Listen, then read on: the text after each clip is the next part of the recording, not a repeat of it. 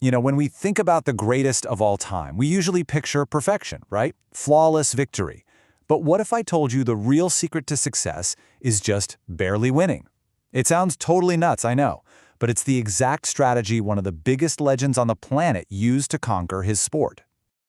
Yeah, you heard that right. Roger Federer. We're talking about one of the most dominant, graceful, seemingly perfect players to ever pick up a racket, and he's telling us that he lost almost half of the points he ever played.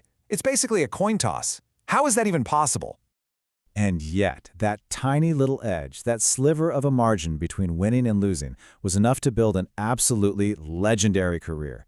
We're talking 20 Grand Slams. It just doesn't seem to add up, does it? So what's going on here?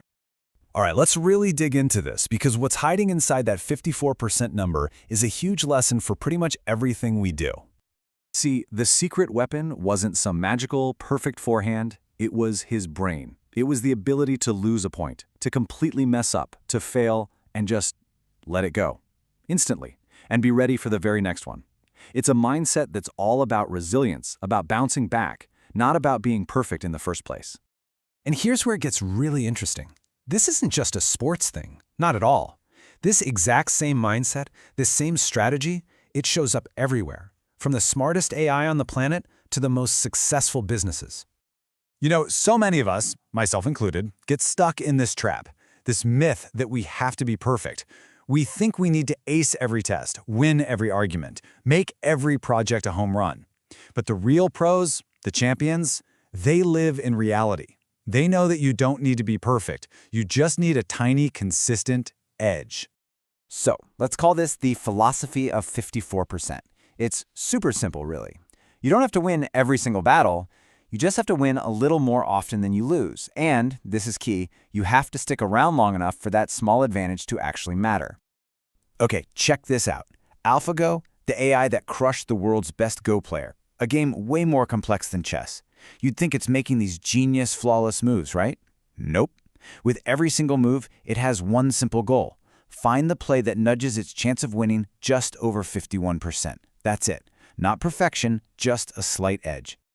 Or think about a casino. The house doesn't win because it gets lucky on one massive bet. The whole business model is built on a tiny, almost invisible statistical edge. Maybe just 1 or 2% on games like blackjack or roulette. But when you play that game millions of times a day, that tiny edge turns into guaranteed, massive profits. It's the exact same logic. So what do Federer, AlphaGo, and a casino all have in common? Their goal isn't to be perfect, it's to be stable. They've built a system that expects to lose sometimes. It's designed to handle failure, knowing that as long as their small edge exists, they'll win in the long run. That's the real game.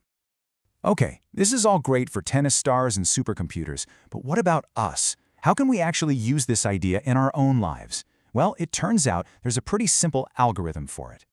Here it is. Success equals iteration times win rate. That's it. What it means is that success isn't some lightning strike, one-time event. It's what happens when you try something over and over and over again, with a win rate that's just a little bit better than 50-50. And this works for everything. Think about business. You don't need every idea to be a billion-dollar success. You just need to make sure you're not failing more than 49% of the time. Or relationships. It's not about finding a perfect person with zero arguments. It's about making sure the good moments consistently outnumber the bad ones. It's all about that slight positive margin. Let's take relationships as a perfect example. We're sold this fairy tale idea of a flawless romance. The reality is more like this loop. You try something, it doesn't work out. You fail. You figure out why it failed, you learn. You change your approach, you update, and then you try again. The real skill isn't avoiding failure, it's getting faster at that loop. Which brings me to this idea that just blew my mind. Persistence isn't about willpower. It's not about being tough and gritting your teeth.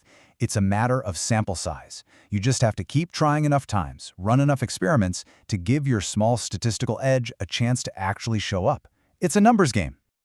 All right, so we've got this small edge, and we're being persistent. But now for the final piece of the puzzle, the part that's pure magic, compounding. That little 4% margin, that difference between winning and losing, it might not feel like a big deal today or tomorrow, but over time, it acts just like compound interest on your money. That tiny, tiny edge gets magnified again and again until it becomes something enormous, something life-changing. I mean, Look at it here. Day to day, the difference between winning and losing looks pretty small. It's not some massive gap. But that little space right there, that is where everything is built. All your success, all your growth, it happens in that tiny little margin. So if you take one thing away from all this, let it be this. You can let go of the pressure to be perfect. Seriously, your life doesn't need a 90% win rate. You don't need to have it all figured out. You just need to aim to be a tiny bit better, a little bit smarter than you were yesterday. So I'll just leave you with this one question to think about.